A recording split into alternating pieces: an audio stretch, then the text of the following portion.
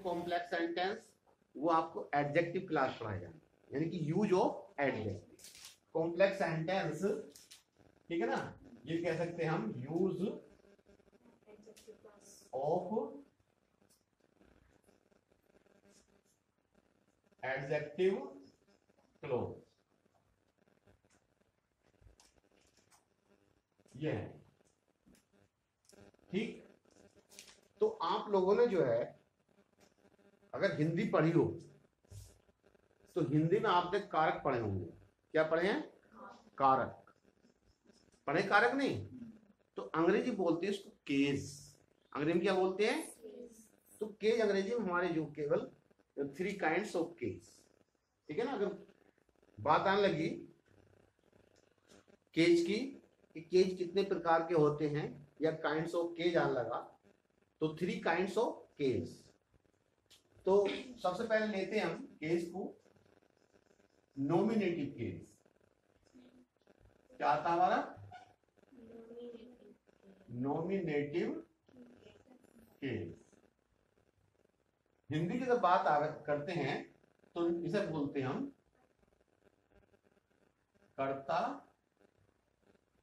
कारक। क्या बोलते हैं? कर्ता कारक, ठीक है ना।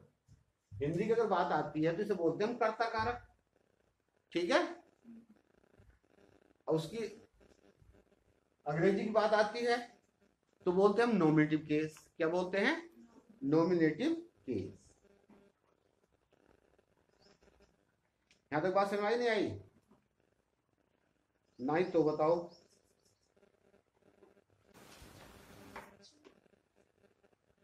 तो हिंदी में तो आपका हो गया कर्ता कारक, और उसमें क्या हुआ आपका? Nominative case. एक बार और दोबारा सुन लो। कल जो पढ़ाया था मैंने आप लोगों को, क्या पढ़ाया था? कॉम्प्लेक्स सेंटेंस तो पढ़ाया था, लेकिन वो यूज ऑफ आपका नाउन क्लोज था। लेकिन ये आज जो पढ़ाया जा रहा है कॉम्प्लेक्स सेंटेंस तो है, लेकिन यूज ऑफ एडजेक्टिव क्लोज है। तो इसमें जो है मैंने आपको बताया था कि कारक होते हैं हिंदी में। हिंदी में अगर आपने पढ़े हो तो कारक होते हैं, तो अंग्रेजी बोलते हैं उसको हम केस।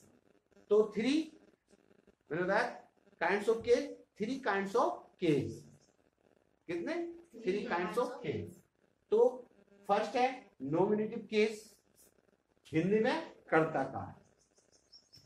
फिर आता हमारा ऑब्जेक्टिव केस,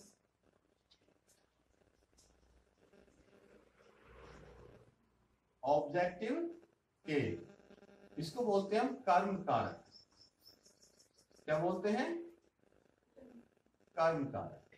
तीसरा आता है हमारा पॉसेसिव केस। तीसरा क्या आता है? Possessive case. इसको बोलते हैं हम संबंध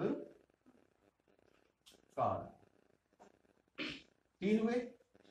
अब इसका प्रयोग कैसे होता है?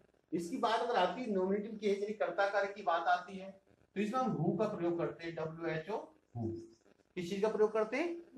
कौन से में? नॉमिनेटिव केस में, यानी कि कर्ता कारक की।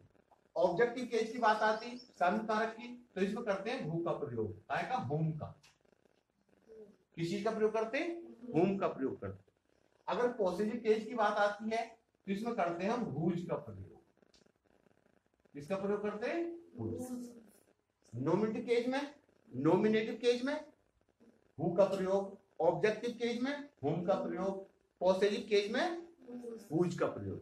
तो ये प्रयोग इसके अंदर होते हैं। लेकिन इसके अलावा भी और भी प्रयोग होते हैं, जैसे दैट का प्रयोग होता है। तो दैट के प्रयोग की बात करें हम, तो दैट का प्रयोग कहां हो गया देखने हमें, ठीक है ना। दैट के प्रयोग की अगर बात करते हैं तो दैट का प्रयोग नॉमिनेटिव केस तथा ऑब्जेक्टिव केस दोनों में बेजान वस्तु के लिए होता, ठीक है ना।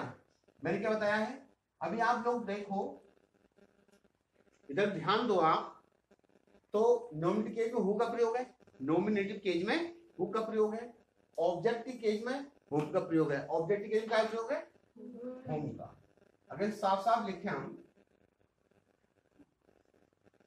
WHOM, ठीक है ना।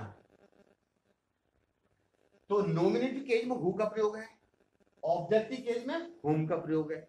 अगर वस्तु हमारी बेजान है तो ना तो हम हु लगाएंगे ना हुम लगाएंगे, दैट लगाएंगे। कब लगाएंगे, यदि वस्तु हमारी बेजान है। अगर वस्तु बेजान नहीं है तो हु और हुम लगाएंगे, अगर वस्तु हमारी बेजान है तो हु और हुम न लगा के हम दैट का प्रयोग करेंगे। किस चीज का प्रयोग करेंगे, दैट का। आगे चलते हैं हम, इसके अलावा विच भी आता है हमारा, विच का प्रयोग नॉमिनेटिव केज तथा ऑब्जेक्टिव केज दोनों में। काय का मतलब विच का प्रयोग जो है नॉमिनेटिव केज ऑब्जेक्टिव केज दोनों में, बेजान वस्तु दोनों में, बेजान वस्तु तथा पशु पक्षियों के लिए होता। अगर बेजान वस्तु हो या पशु पक्षी हो तो हम विच का प्रयोग करते हैं। अब बात आती है कि विच का प्रयोग तो बेजान वस्तु के लिए दैट का प्रयोग भी होता है, बेजान वस्तु के लिए दैट का प्रयोग भी होता है, और बेजान वस्तु के लिए विच का प्रयोग भी हो रहा है। लेकिन थोड़ा अंतर क्या है, पशु पक्षियों के लिए भी हो रहा है। तो जहां हमारा दैट लगना है तो वहां विच लगा सकते हैं, जहां हमारा दैट लगना है वहां हम विच लगा सकते हैं, लेकिन जहां हमारा विच लगना है वहां दैट नहीं लगा सकते। इसका विच का जो प्रयोग है वहां तो कर सकते दैट के स्थान पर, लेकिन दैट का प्रयोग हम विच के स्थान पर नहीं कर सकते, क्योंकि मान लो पशु पक्षी में विच लगा रहे हैं तो दैट कैसे लगा देंगे, ठीक है ना। तो ये चीज है। आगे चलते हैं, वेयर का प्रयोग नॉमिनेटिव केज तथा ऑब्जेक्टिव केज दोनों में स्थान के लिए होता है। अगर स्थान की बात आती है, ठीक है ना, जैसे बेजान वस्तु की बात आ रही है, ठीक है ना, और पशु पक्षियों की बात आ रही है, तो वैसे ही कहेंगे अगर स्थान की बात आती है तो हु और हुम न लगा के हम वेयर का प्रयोग करेंगे। क्या वहां हम क्या नहीं लगाने के, हु और हुम नहीं लगाने के, तो उसके स्थान पर क्या लगाएंगे, वेयर का प्रयोग करेंगे। वैसे और आगे बढ़ते हैं,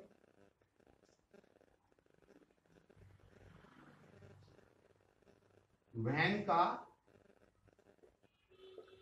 प्रयोग नॉमिनेटिव केज तथा ऑब्जेक्टिव केज दोनों में समय के लिए करते। अगर समय की बात आती है, वाक्य में अगर समय की बात आती है तो हम हु और हुम न लगा के क्या लगाएंगे, वैन का प्रयोग करेंगे समय के लिए। वैसी नेक्स्ट आता हमारा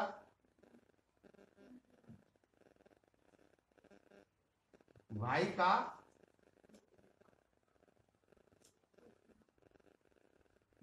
प्रयोग नॉमिनेटिव केस तथा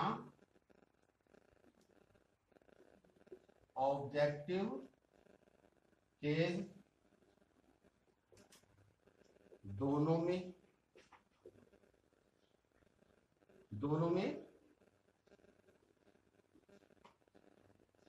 कारण के लिए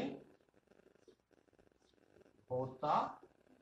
अगर कारण की बात आती है तो हु और whom का प्रयोग ना करके हम काय का प्रयोग करेंगे, वाई का प्रयोग।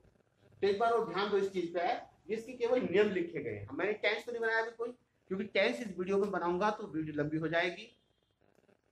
तो आज के लिए इतना काफी है कि आप लोग इसको याद करो, ठीक है ना, पढ़ो इसको, देखो, और जिन बच्चों ने वीडियो सब्सक्राइब नहीं की वीडियो सब्सक्राइब करो, इसको शेयर करो ताकि दूसरे बच्चे इसका लाभ उठा सके।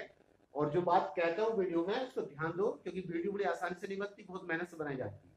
तो जितनी मेहनत से वीडियो बनती है उतनी मेहनत से तुम लोग पढ़ोगे तो कुछ सीख पाओगे, ठीक है।